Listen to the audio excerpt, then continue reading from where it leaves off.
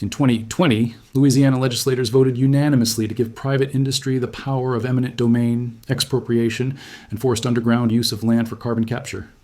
That vote opened the door. Since then, there have been tweaks and adjustments, but nothing has been repealed, nothing has been undone, and landowner consent has never been restored. Changing the rules around the edges is not reform. Repealing the authority is reform. This didn't happen after public debate. It didn't happen after town halls or education. It happened while people were locked down, distracted, and unaware, not because the public agreed, but because almost no one knew. Since then, the legislature has chipped around the edges, percentages adjusted, language tweaked, thresholds shifted, but nothing repealed, nothing reversed. Anything short of repeal is not compromise, it's surrender. I am Mike Johnson. I'm state representative from District 27, which is in central Louisiana. I'm also past president of the Central Louisiana Chamber of Commerce, the current president of the North Rapids Business and Industry Alliance.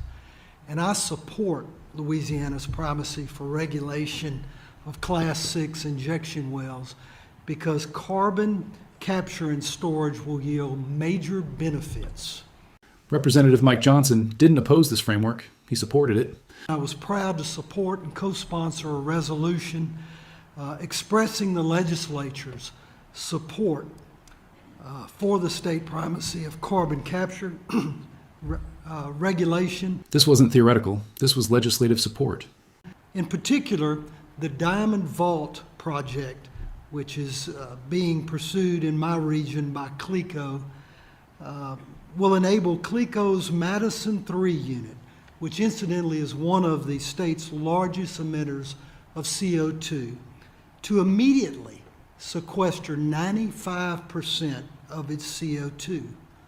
This was on behalf of industry and specific projects in his district. I'm also very much concerned about the economic future of our state, and I have no hesitation to say that I believe that the Louisiana primacy of carbon capture will enable us to make significant progress in all of those goals. And therefore, I'm very much in support of. Well, that's the record. Now here's what the new bills don't say. We're being told these new bills protect landowners by limiting eminent domain. But here's what's still being avoided: unitization. Unitization allows the state to group landowners into an underground unit. Once that happens, consent no longer matters. Your land isn't taken on the surface, it's taken underneath.